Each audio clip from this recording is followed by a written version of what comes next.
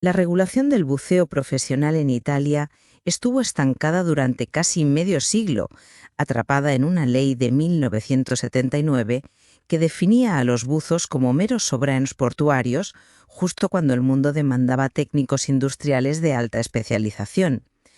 Miles, para entender esta paradoja en 2026, tenemos que retroceder en el tiempo. Y es que para hablar de 1979, de hecho, hay que dar un paso más atrás, hasta 1942. Exactamente, Maggie. Muchos no saben que la figura del buzo profesional en Italia nace, por decirlo así, dentro del Código de la Navegación, el Real Decreto número 327.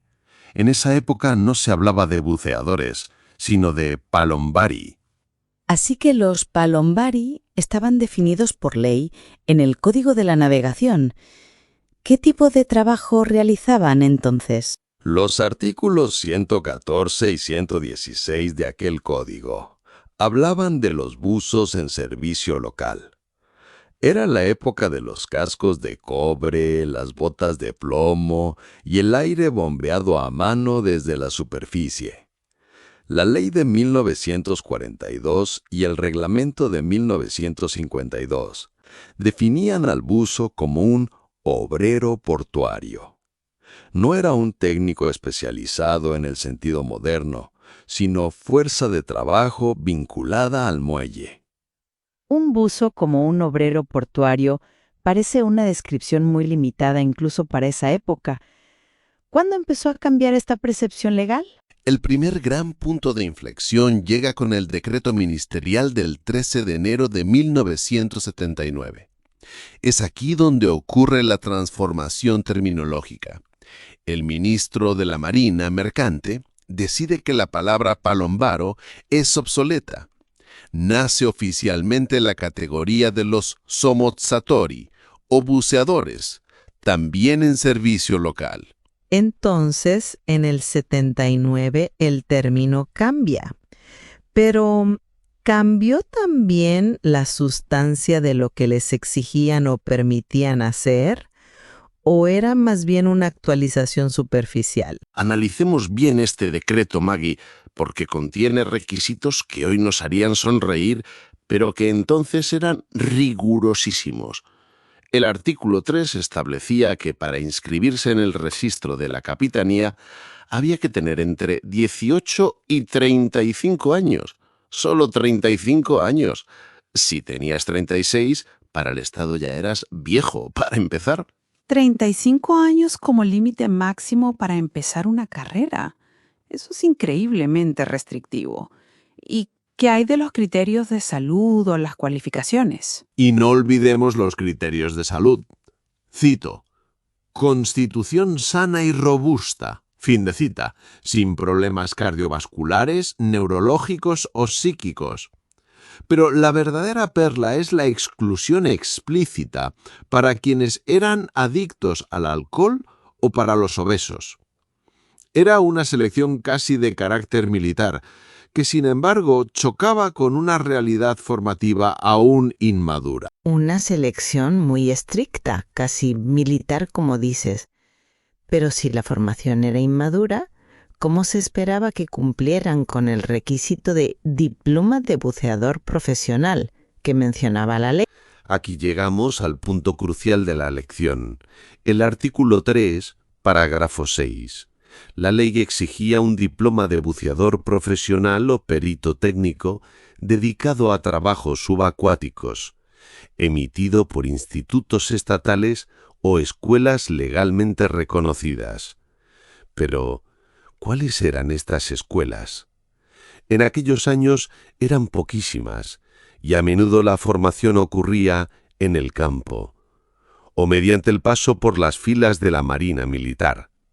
Había una clara discrepancia entre la exigencia de la norma y la realidad. Entonces, la ley pedía una cualificación que en la práctica apenas existía en el ámbito civil, y esto ya era un gran obstáculo. Pero el decreto de 1979 ¿También imponía límites geográficos a estos buceadores? El problema fundamental del decreto ministerial de 1979 no era solo la formación, sino el límite operativo. El artículo 2 hablaba claro. La actividad se ejerce, cito, dentro del ámbito del puerto en cuya oficina estén inscritos y en las adyacencias. Fin de cita. Imaginad la escena. La industria petrolera empezaba a descubrir yacimientos offshore. Eni y Saipem necesitaban hombres capaces de bajar a 100 metros de profundidad en mar abierto y la ley italiana respondía hablando de servicios portuarios. Esto es una paradoja enorme. Mientras el mercado internacional avanzaba hacia la explotación de recursos submarinos en aguas profundas, la ley italiana mantenía a sus buceadores confinados a los puertos. Esa desconexión debe haber creado una verdadera zona gris, ¿no es así? Es una paradoja técnico-legal. El OTS, Operador Técnico Subacuático, del 79, era, por ley, un trabajador portuario, pero el mercado pedía técnicos industriales. Esta discrepancia creó una verdadera zona gris que duró décadas. Mientras el mundo corría hacia la saturación, las mezclas Heliox y los estándares IMCA, Italia permanecía anclada a un decreto que preveía solo la inmersión con aire y la libreta de reconocimiento en papel. Anclada es la palabra. Aún así, ¿hubo algún intento de actualizar o parchar la ley en las décadas siguientes, antes de que el sistema empezara a mostrar signos de colapso? Sí, y luego estuvieron las integraciones de los años 80. En 1981 y 1982, el Estado tuvo que actualizar el decreto para permitir la inscripción también a los ciudadanos de la Comunidad Económica Europea. Fue la primera señal de que el mercado laboral subacuático se estaba volviendo internacional. Sin embargo, a pesar de estos parches normativos, el núcleo del problema persistía: la falta de un itinerario formativo estandarizado y moderno. Entonces, solo pequeños ajustes para cumplir con las normativas europeas, sin abordar la raíz del problema. ¿Cuándo empezaron a manifestarse las verdaderas grietas en este sistema legal obsoleto? Demos un salto adelante para ver cómo este sistema empezó a crujir. Llegamos a los años 2000, la tecnología ha dado pasos de gigante, pero la ley sigue siendo la del 79. En 2006 interviene el TAR del Lazio. Una sentencia histórica anula el límite de los 35 años para la inscripción, definiéndolo como discriminatorio. Es la primera señal de que el viejo ordenamiento se estaba derrumbando bajo el peso de los nuevos tiempos. Una victoria para el sentido común y un golpe a la vieja ley. Pero, ¿qué otras presiones surgieron para forzar un cambio en la legislación? Y eso no es todo. En 2015, una consulta del Ministerio de Trabajo aclara un punto fundamental.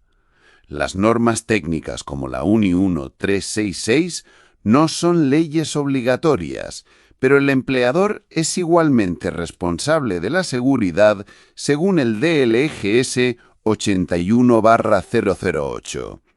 En la práctica, el Estado decía a las empresas: no esperéis a que la ley del 79 se actualice. Sois vosotros quienes debéis garantizar la seguridad de vuestros buzos usando las mejores tecnologías disponibles. El Estado se lavaba un poco las manos, poniendo la responsabilidad directamente sobre las empresas para que operaran con estándares modernos a pesar de la ley anticuada. Parece que el decreto ministerial de 1979, aunque necesario en su momento, terminó convirtiéndose en un obstáculo significativo. En esta lección hemos comprendido que el decreto ministerial del 13 de enero de 1979 fue un pilar necesario, pero pronto se convirtió en una jaula. Creó la identidad del OTS, pero lo confinó geográfica y técnicamente. Italia tenía gigantes de la subacuática que trabajaban en todo el mundo, pero que en su patria aún eran considerados operadores portuarios. Así que era evidente que se necesitaba una verdadera revolución para modernizar este marco legal. Una revolución que, según lo que nos has adelantado, no vino de donde uno esperaría. Exacto, era necesaria una revolución. Una revolución que no partió de Roma, sino de una isla que decidió mirar más allá del horizonte del puerto. En la próxima lección veremos cómo la región siciliana, entre 2011 y 2016, tomó este viejo decreto, lo analizó y dijo: ahora nos encargamos nosotros. Eso suena fascinante. Prepararemos los manuales para el próximo episodio, donde estudiaremos el nacimiento de la subacuica industrial moderna. Por hoy es todo, Miles. Pero el viaje continúa. Hasta la próxima. Si este episodio te ha ayudado a entender mejor la historia del buceo profesional en Italia, compártelo con alguien que pueda encontrarlo interesante.